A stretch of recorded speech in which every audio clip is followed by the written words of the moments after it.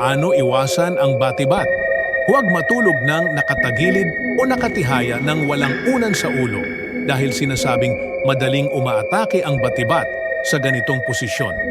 Maglagay ng halamang bawang o asin sa paligid ng kama o poste ng bahay upang mapalayas ito. Huwag gumamit ng kahoy mula sa matatandang puno bilang poste o bahagi ng bahay upang hindi ito pamahayan ng batibat. Paano iwasan ang batibat? Huwag matulog ng nakatagilid o nakatihaya ng walang unan sa ulo dahil sinasabing madaling umaatake ang batibat sa ganitong posisyon. Maglagay ng halamang bawang o asin sa paligid ng kama o poste ng bahay upang mapalayas ito.